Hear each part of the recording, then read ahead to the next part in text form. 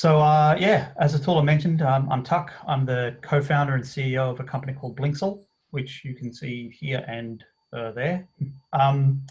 We make augmented reality accessible, basically. We've been doing virtual and augmented reality type applications for clients for about 7 or 8 years now, and we've moved off from client work to a platform. And we're hoping to gather both interest from clients and interest from potential investors from this sort of arrangement. So I'll start the screen share now. Share screen, that. No, that one. Cool. So you should be seeing a slide at the moment. Yeah, we can see great. that. So this is just a quick intro slide. Yeah, I've already said all that, so I'll just move on to the next slide here. So Blinxel is responding to the evolution of consumer marketing, and we found that a lot of our customers prior to about 2 years ago were all asking for our augmented reality customers were asking for augmented reality projects and products that featured photorealistic people that sold products to their customers, because people tend to buy things from people. So they would ask us to create a three-dimensional model of a human, and that human would sell a fridge or real estate or something. And we would say to the client, sure, give us $150,000 and we'll do a 30-second thing for you. And they would say, no, our budget is 1/5 of that. You can have 30,000 and you can have a month. You can't have 6 months. And so obviously we couldn't do that. So we developed a system to allow us to meet those sorts of clients' needs. We believe that we've figured out a way to turn augmented reality into an actual media rather than just a platform or a novelty. And so I'm going to show you what that means. This is a blink. That is an augmented reality presentation we put together for our partner company, DisplaySense. And that is the CEO of DisplaySense, Brian Kelly. We put that volumetric video product together for him in about a day. And it ended up costing, aggregated down, because they did several in a single day, about $300 to $400 to create a product that would have cost $150,000 a year ago. That's motion video. I'll show you what that means in a minute, but that's actually video. It's not just a still. And it works off any modern mobile phone, Android or iOS. This is another example of what it looks like. And this is a third example of me pretending I know something about forklift safety. So the idea here is that we can just pump out content in the same way that you'd pump out YouTube videos or something like that, but this time it's augmented reality on a mobile phone. It's not just a two-dimensional video. So this is how we compare our product against our nearest competitor, a New Zealand company called 8i. 8i creates volumetric experiences. I won't say video because it's not, but they do so at a price point and a cost that's about 100 times more than ours, and also a data cost. It's also about 100 times larger than our data size. They do it because they use an entire studio full of cameras, about 58 cameras, and a green screen studio, and they create what is visually very, very attractive content, but it's unusable. It can't be viewed on mobile phones. It can only be viewed on landline virtual reality type devices. Consequently, they haven't had much luck selling it. Ours, on the other hand, is video based, so we can edit our content after it's created. We use 4G regularly to transmit this content to anywhere in the world. We don't need 5G to do it. We don't need a landline to do it. It just works, and it's very simple and easy to use. This is the difference between the production difficulties involved in creating other forms of volumetric content and ours. We use a single camera and 2 lights, and we use 2 lights because they're better than one. Honestly, we could be using 1 light. Whereas our competitors use, as you can see there, at a minimum 50, sometimes 100 cameras and an entire green screen studio just to put together the content. And this is how it works. You take a depth camera and you can put advertising into the content. You can link it to social media, and it can be consumed on any one of those devices. We create the content at the moment because we are currently in early access and we haven't opened the content creation platform to the world just yet. But once we do, we will be allowing anyone to make content themselves. So anyone with a depth camera like that could start creating the content like you've seen before. Our business model is like this. We started out in 2018 doing a B2B model, and that was a subscription model plus production costs. And now we're doing B2C, so we're doing content for clients that are going to customers. Again, subscription model plus production costs. We're hoping to farm out the production costs soon to our sister company, DisplaySense. And as soon as we can raise the funding to do so, we're moving over to our C2C model, where we create a recorder that's public facing. We create an ad model to share a significant portion of the ad revenue with our content creators, so that content creators will make a lot of money off their own content, a lot more than they make off YouTube, for example. We're anticipating dramatically increasing content creator profits over YouTube's business model. So how do you use Blink? Well, Blink can be used to create sports engagement, fan engagement content off of trading cards, for example, so that people can look at their favorite athletes on their mobile phones as holograms.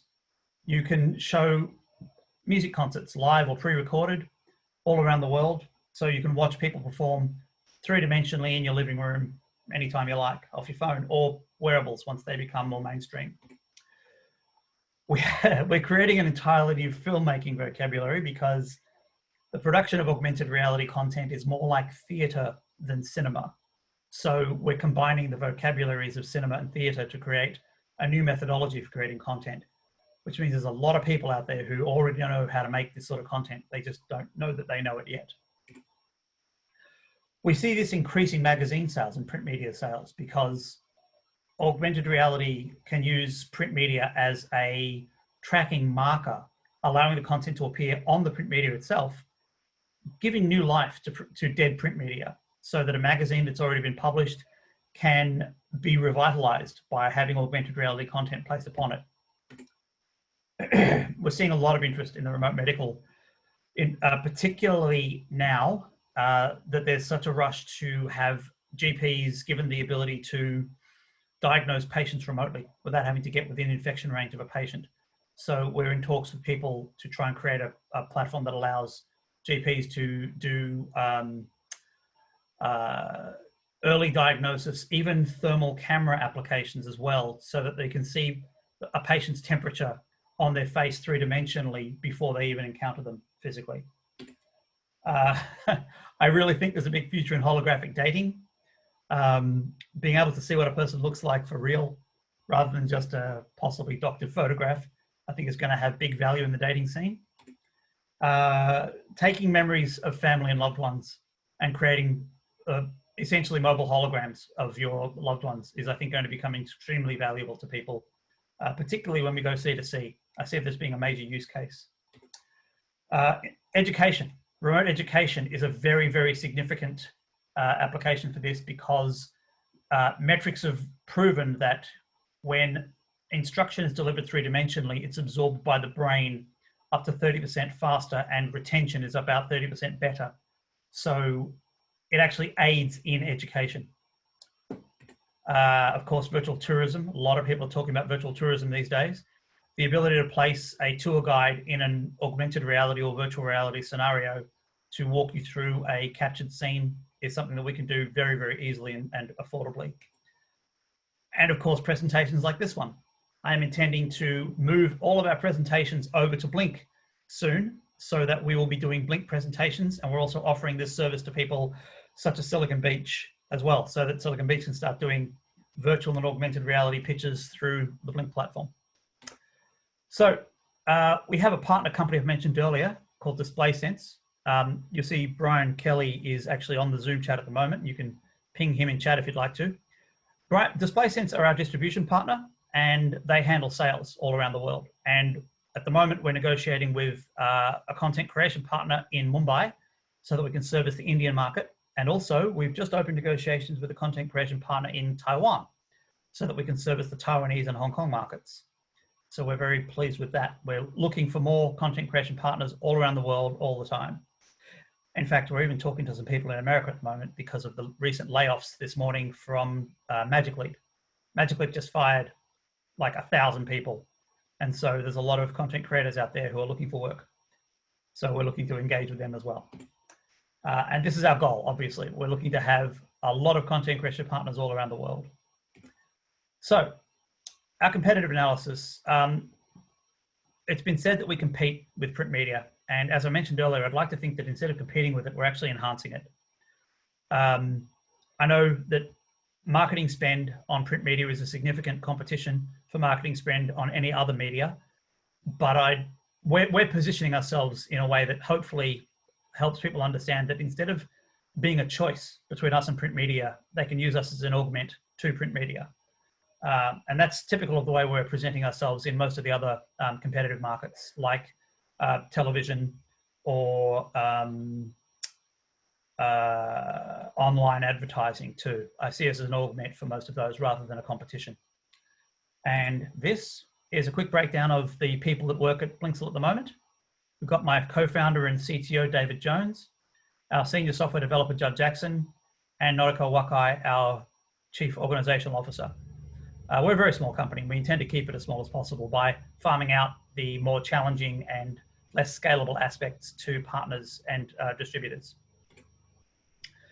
So one of the things I've been told to talk about is things we're proud of.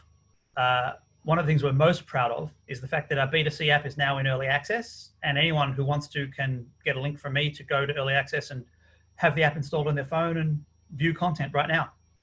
We have an actual US patent. It's an extremely broad patent that has to do with augmented reality content creation, which I can go into details of at a later date.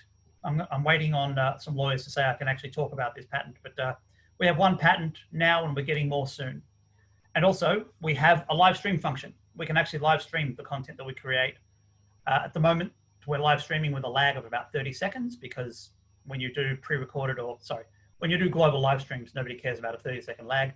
But we are reducing that lag as we go forward so that we can have real-time telecoms and bi-directional telecoms on this platform too.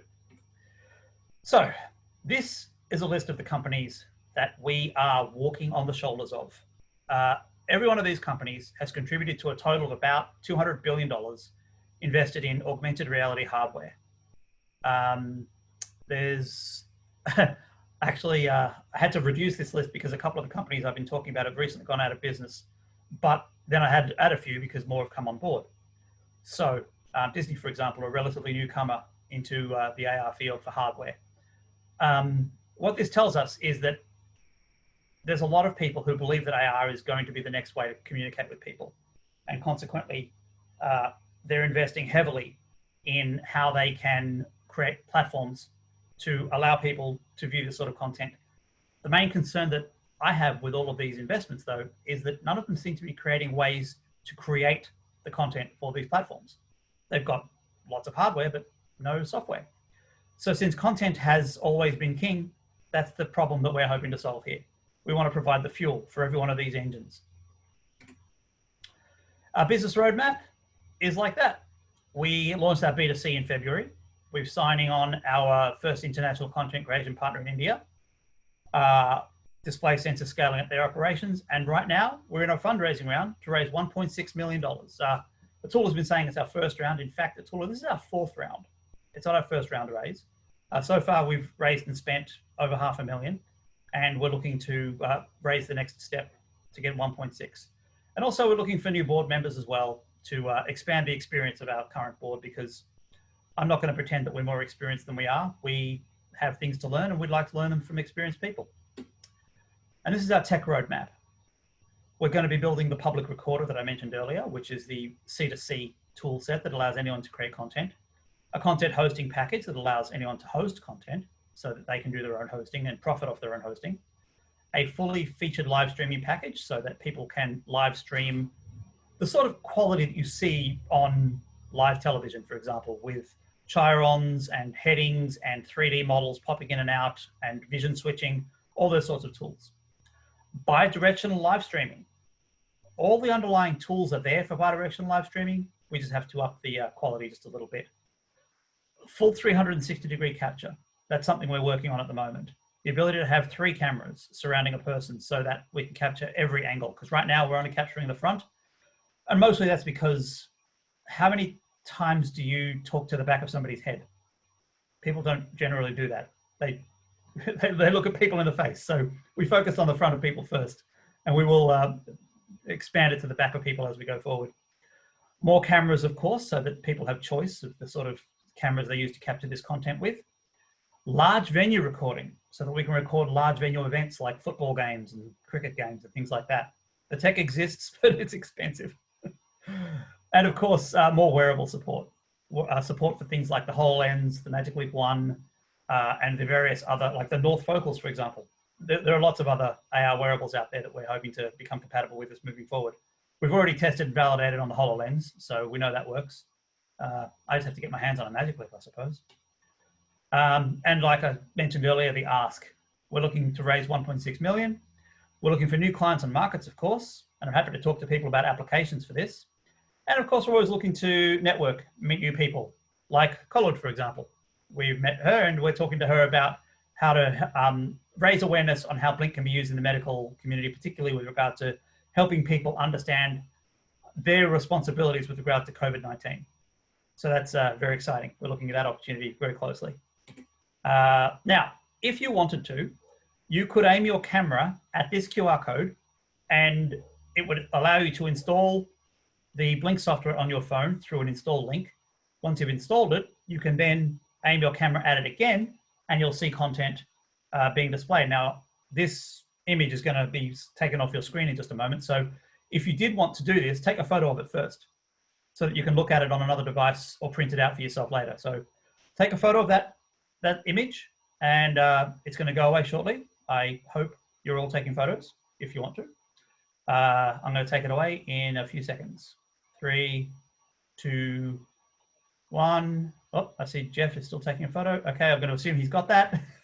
I can't see anyone else, so I assume you've all taken photos. So last off, I have to give a huge thanks to Silicon Beach for this opportunity. Atul is right. I've been pitching at Silicon Beach for years now, and I've been pitching various versions of what we've been doing for a very long time. And I've always got a very positive reception from the people at Silicon Beach and also from the crowd. And we wouldn't be where we are right now without it. And I know that sounds a little silly, but honestly, the investors that I have now and the partners that I have now, I have due to connections and networking that happened at a pub on Burke Street. It's just how it worked. I've met people there, and I've met people who've met people who've met people who've introduced me to people.